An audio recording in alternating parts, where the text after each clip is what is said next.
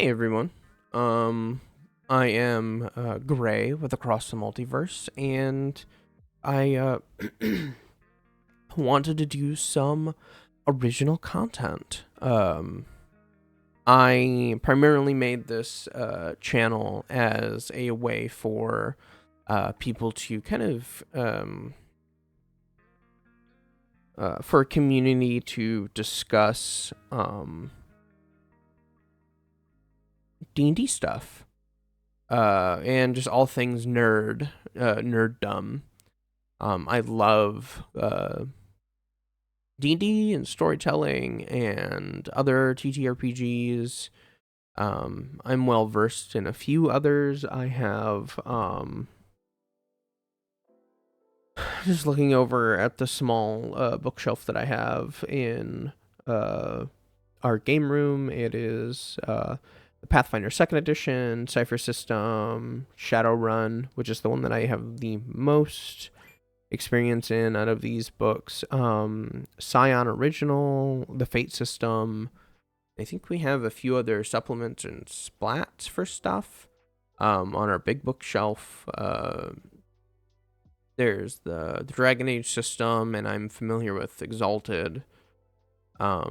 I haven't played like Blades in the Dark or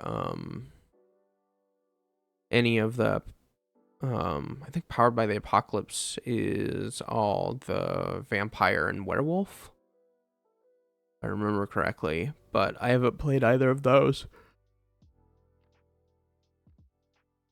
Excuse me. Still kind of early here.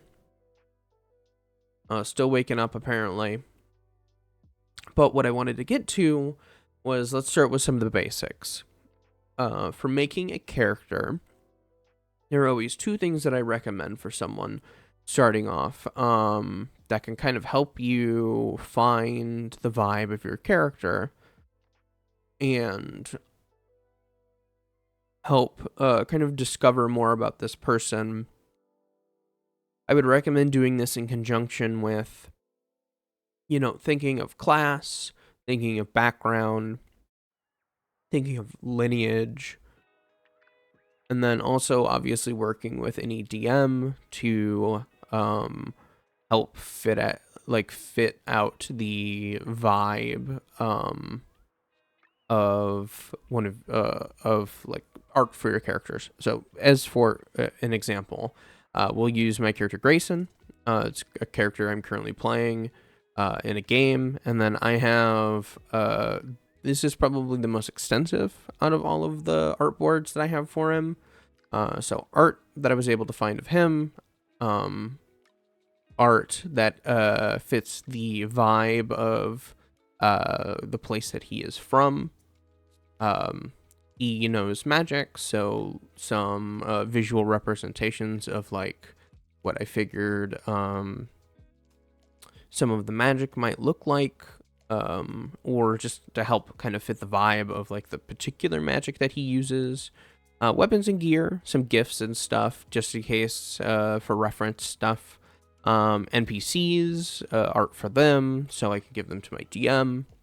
And there are, art that kind of helps with,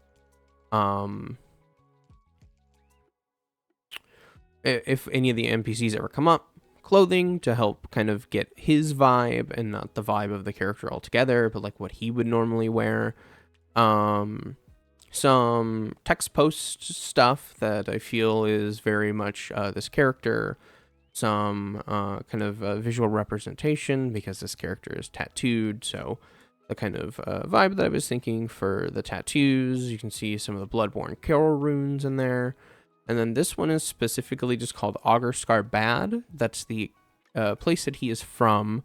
And this has a bunch of like monsters and baddies and just weird shit that kind of didn't really fit all that well to me in the vibe or the art for the vibe portion, because that is more like scenery and stuff of the sort, like that.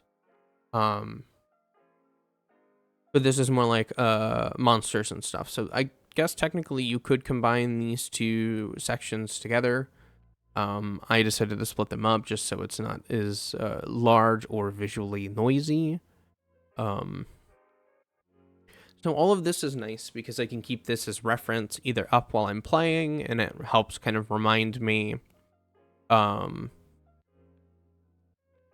kind of where this character has come from, and just kind of helps me re-enter that headspace for this character. And then the second thing that I recommend is a playlist. So I have a playlist for Grayson, and we play online because we have many people who are from different areas across the US. So when we all play together, I'm able to load Spotify in the background. I'm able to kind of keep everything kind of down low, just using for ambient music, and his playlist kind of really ranges the gambit. I can pull it up here. We're kind of doing some copyright free music, so I can just have something in the background. But I can click on this, and we can kind of scroll through this. I have songs that I think represent him, songs that I think represent other people, his mental state, some of the situations that he's been in, some of like different aspects of his personality, some music that I think that he would listen to. It kind of really ranges the gambit with his playlist. I have done other playlists in the past where I feel like it is more of like a soundtrack to a specific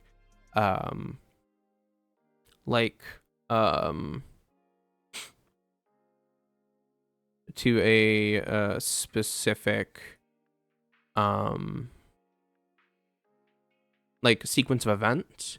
Like I have a rogue character that I had made a soundtrack for a heist for, like a kind of like a heist movie in my head. And then had the tracks all laid out in a specific order. You can do that to kind of help. But I would first just recommend doing something that you think that is fairly applicable for your character. You don't it would be a lot better for I've seen it and felt that it's a lot better to just have a playlist for a character that kind of helps you really get into the vibe of that person. And then I would recommend doing this in conjunction with on character creation. Preferably probably while you're doing your backstory for your character. And then I have Grayson's backstory. We don't have to go through the entire thing. But I will actually recommend that I will pull it up, but I want to make sure something first.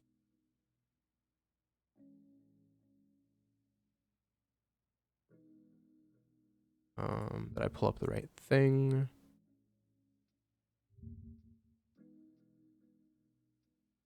Okay. So I just use Google Doc because it makes things fairly easy. You don't really have to worry about, like accidentally losing a sheet of paper or anything else. Most people have a Google email anyway. Kind of so on and so forth. So I have a little bit of his backstory here. Some NPCs, so his family, some NPCs, and then a little bit on a kind of a write-up. This is a little bit one of the longer ones that I've done, and I haven't really proofread it or done anything else. Just kind of got it out and sent it ahead. But it's hard for me to say. I think the amount of backstory that you give for your character is indicative of how much you want that backstory expanded on. You give a list of family, NPCs. This kind of spans from when he was like a kid up until the point where the game takes place. You don't really have to do that. You can do, usually the one that I recommend is, if you're going to write a backstory, you don't have to go all out. I understand that not everybody is a writer, but I do recommend you giving some thought and detail to the point in which your character turned into an adventurer.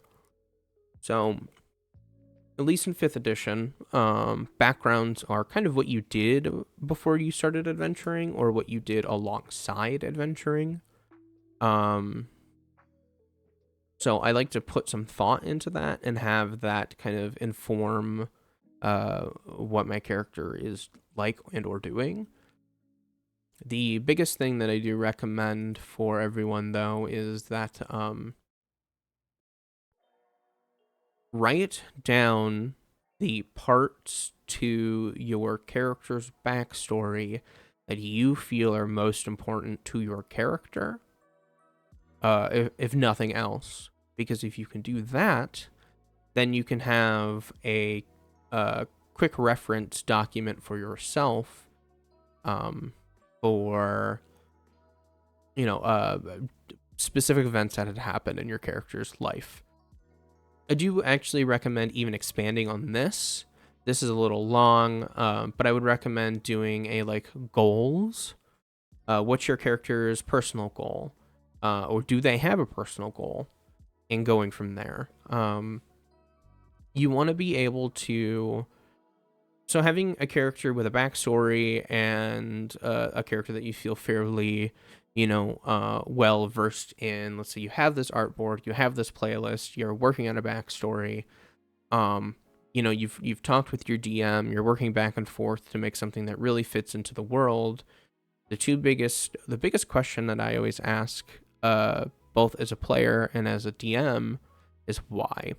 So why is your character why is your character the way they are? That's a good one, but usually that comes from their backstory. Why is your character adventuring, or why has your character been put in this position where they aren't either doing what they were doing before, or why are they now out to adventure around the wherever if you're doing a city game, the city, a kingdom, a continent, the world.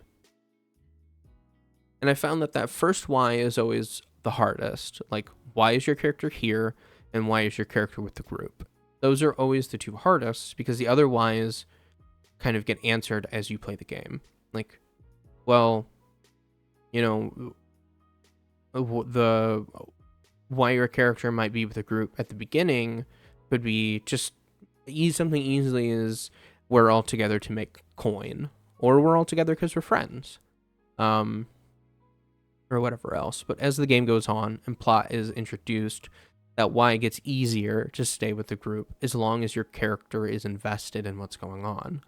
So I do always recommend that there is some kind of player buy-in from the game that is currently going on.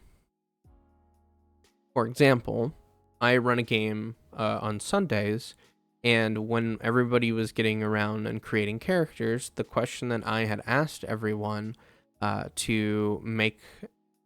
the question that I had asked everyone to consider when making a character was, why is their character going to this festival that is happening? It gives them all a reason to be on a particular caravan that is heading to this festival in a particular city. The best, I don't want to say the best way to kind of get the party together is kind of get them all around one another and then introduce a combat of some sort. Because there are other ways that you can do that. It doesn't necessarily even have to be a combat. It can just be an encounter. So even a social encounter, or, an exploration encounter. it can show the party that they can work together, and it at least gives that illusion while everybody is still figuring out the game and their characters, an opportunity, or excuse me, it gives them like that buy-in for this group to stick together. Kind of as everybody's starting off. You can do the classic set in a tavern. I've seen some people being excuse me. I have seen some people run games. Usually they're one-shots or shorter games when this one is used, but the party already knows each other. Either they've been adventuring together in some way, or they're part of some guild, and they're all aware of one another in some way, shape, or form. And by going kind of through some of those different ways to help justify why the party sticks together, at least specifically for your character, because that heavy lifting is kind of supposed to be on the DM and with some buy-in from everybody at the table. That's a group effort, but at least having a good, strong knowledge of why your character is here and why they would be working with everyone is a good jumping off point. And like I said, things get easier as the game goes on. You have more reasons. The characters know each other. They've been through stuff together. At that point, it makes more sense to stick around because at the very least, they all know that they work well together. Or at least are able to defend one another in a pinch. Kind of shifting a little bit to some specifics. Let's continue to use my character Grayson as an example. He is part of this order that kind of keeps an eye on the use of necromancy and blood magic. He's not a blood hunter. He is a Fey Wanderer Ranger. That kind of has to do with his own backstory and everything else. But he wants to do good. He wants to help. A complicated character to get into the mind of, because he himself is Fey. He is a born Hexblood. So kind of has that weird disconnect from humanity, even though one of his parents is human, which kind of does help ground him away. But when it comes down to it, he wants to help. That's what it comes down to. He believes in the cause enough to want to stop these things, and through a series of events, he ended up kind of on the outs with that order. Not by any fault of his own. Not many were thrilled at the fact of there being a Fae within the order, and when a situation arose, many of them who were looking to remove him jumped on the opportunity to blame him. With all that being said,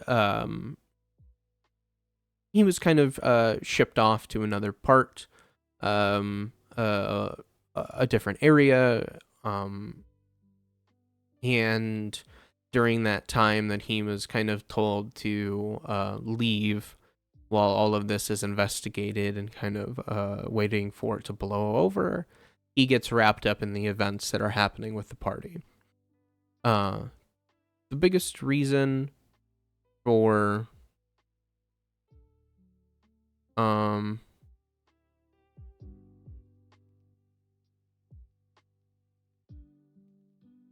wait, this. There we go. The biggest reason for him to kind of get involved in the party is he still wants to help. And there are some things that have happened in the game, some events that have gone down that have made it so where he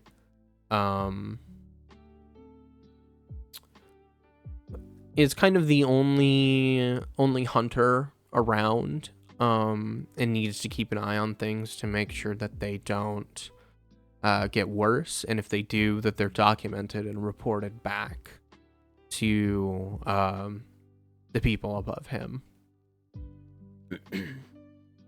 So there's a few reasons. A few reasons that he is kind of with this group. One, he's they're capable enough. They're handy in a fight. They help him stay alive, and they are by helping out a few people within the city, kind of ingratiating himself into the area, kind of building a name for him in the group, and helping him further discover what is going on and why the events of the game that have happened so far are happening. So those are some whys, and I just recommend that everybody kind of think about something like that. I see that we're already a bit into like a 20-minute video, so I think that I'll call it here. This is just like a quick, not really a quick, but this is just an overview of some ways to help get, stay, and flesh out a character. I have been Gray with Across the Multiverse, and I hope to catch you guys in the next one.